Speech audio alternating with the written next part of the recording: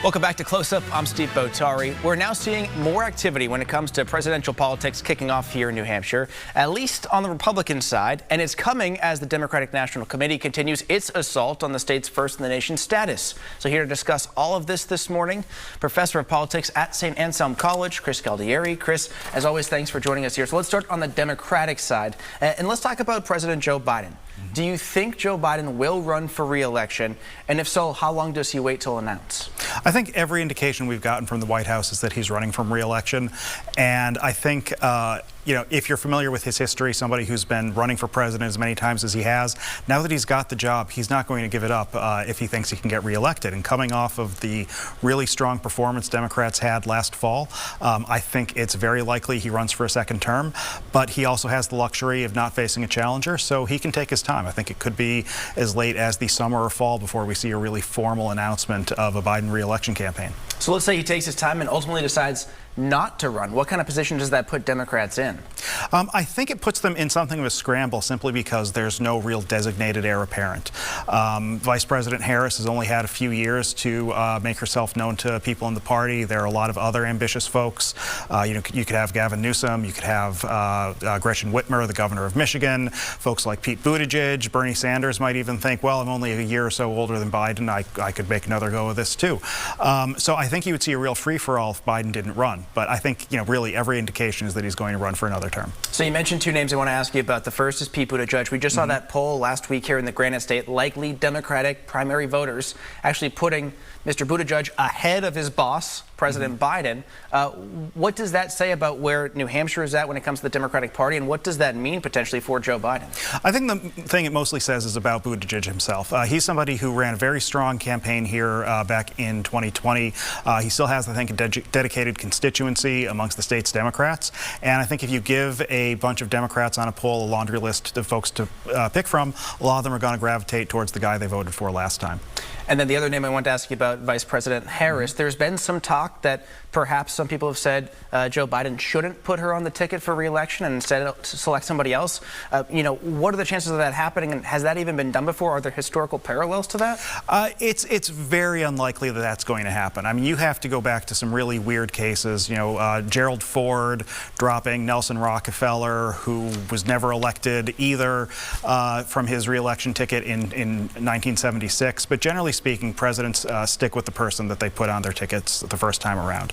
Not doing that is almost like an admission that, oops, I made a mistake last time. And very few presidents want to do that, and very few presidents want to rock the boat. And I think with Biden in particular, picking Harris for his running mate, that was a signal to important constituencies in the Democratic Party, particularly women and black voters, that they would have a seat at the table. And so I think trying to replace Harris would be undercutting the bridges he built by making that pick in 2020. Before we talk about Republicans, I want to ask you one more thing about the Democrats regarding their calendar for the primary. Obviously, people here in New Hampshire have been watching very closely to talk about perhaps the first-in-the-nation primary loses some of its status if the Democratic National Committee gets its way. But outside of our state, are people really watching this? Do other Democrats really care? Is this a thing beyond just, say, places like New Hampshire and Iowa and South Carolina and Nevada, the states that are most impacted by this? I'm not sure it really is. I mean, I think there are a couple of states that are looking this. We saw Michigan vote to move up its primary to the earliest month of the process next time around. But for the most part, this is extraordinarily inside baseball. And I think for most Americans who are worried about paying the bills and getting their kids to soccer and that sort of thing, they're not paying that much attention to whether New Hampshire goes first or South Carolina goes first or anything like that. And so while Democrats are kind of bickering about the calendar, Republicans saying New Hampshire will be going first, Iowa will be going first, and they're kind of in campaign mode already. We saw former President Donald Trump here just last weekend. What are we expecting to see about his candidacy this time? How will it look different? And in some ways, that's already playing out with his choice of the first venue. Yeah, it looks different. So far, he has not done a big public event. He hasn't done a big rally. He's done these sort of small inside events to the extent that he's done any events at all. Remember, he announced he was running a week or so after the midterm elections in November and then didn't do anything until literally last Saturday. So it's been a very slow start. It hasn't been sort of big public events. If you think back to 2016, he was having a lot of fun. He was having these wild, raucous rallies. He's not doing that yet. He hasn't really put himself in front of voters yet. So So I think that's a big difference from the other times he's run. Another thing that is different is that he's been doing this for 8 years. He's not fresh, he's not new. This isn't different from what we're expecting. This is the the Trump show. It's in season 8, season 9, and if you think of TV shows that get that long, that's the point at which they really start to show some of the creaks. And so I think one of the questions for Republicans is, does that provide them with an opening? Does that provide an opportunity for somebody else to say, hey, I'm bringing something fresh, I'm bringing something new that voters might be more responsive to? Well, there seems to be a long list of potential people saying, or at least looking at that very concept. Does this kind of open the floodgates for other Republicans to say, I may have a shot here and try to jump in? It's possible, but if you look around, so far there's really only Trump running. We've got a lot of folks who are saying they might run or they're thinking about running. It looks like Nikki Haley is likely to get in fairly soon. It seems very certain that Ron DeSantis will get in at some point. But so far we haven't seen a Republican who has figured out a way to attack Trump. And so one way that this so far reminds me of 2016 is it seems like we could have a very large field of Republican candidates, none of whom are willing to be the one to attack Trump. And I think the only way you beat Trump is by beating Trump, and you can't do that by ignoring him. You have to actually take him on, and that's something that I think Republicans have been really reluctant to try to do the entire time that Trump's been a national figure. And so if you're looking at 2016 kind of as the roadmap here, if that were to happen again, large crowded field on the GOP side, do you think Trump pulls it out again because of that? I think that's entirely possible. I think that's probably the most likely scenario that leads to him being the nominee in 2024. He's the best known Republican in the country. He continues to have a constituency within the Republican primary electorate.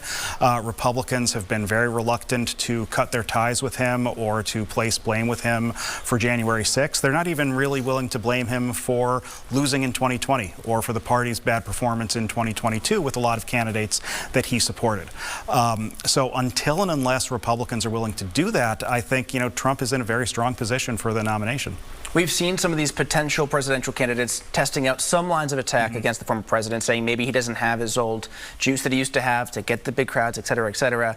One of the people that's been trying out some of these is New Hampshire's Governor Chris Sununu, recently on national TV, tried out some of that. He told us last week that he is in fact considering running for president. What do you think the chances that he actually throws his head in the ring are? I think they're fairly high. He's somebody who spent a lot of time doing national travel when he was considering running for the Senate against Maggie Hassan in 2022 and surprised everybody when he didn't. But when he said he wasn't running, he also said, I like being an executive. I like making things happen. I don't want to be one of 100 people debating stuff. He also is somebody who I think potentially could appeal to just sort of mainline conservative Republicans who want a Republican who will cut taxes and cut regulations, but is not Donald Trump and is not a culture warrior. I think the problem he's going to face is the problem that early state candidates have faced in the past. Think back to Tom Harkin running for president. He was a senator from Iowa in 1992, and everybody looked at that and said, okay, we're just going to skip the Iowa caucuses and move on to the New Hampshire primary. And that put Harkin in the position of having to win his caucus in Iowa, and then nobody caring because of course he was going to win. And so I think if you're Chris Sununu, you have to figure out, so how do you kick off a campaign? How do you deal with the fact that everybody might just say, okay, fine, we're going to go from Iowa to South Carolina, just hopscotch New Hampshire entirely, but if you look weak there, we'll descend and try to give you a black eye in your home state. So it's I think tougher for him than it is for candidates from other states. And then given where the Republican Party is at, can Chris Sununu effectively win a primary with that base and then make the pivot to a national stage for a general election? That's a really good question. I think, for Republicans who are thinking about running in 2024, they also have in the back of their mind, well, what happens if I actually do beat Trump, right? Does he just smile and endorse me at the national convention, or does he threaten to go off and run a third-party candidacy in a bunch of swing states? So I think Republicans are, they're still trying to grapple with the reality that Donald Trump exists and is the leader of their party in a lot of ways. And until they figure out a way to do that, I think they're going to have headaches they otherwise wouldn't have. There is a lot to watch. There is. Yes. Yes, lots of moving parts. We're just kind of getting started with it all. All right, Chris, thank you so much for joining us.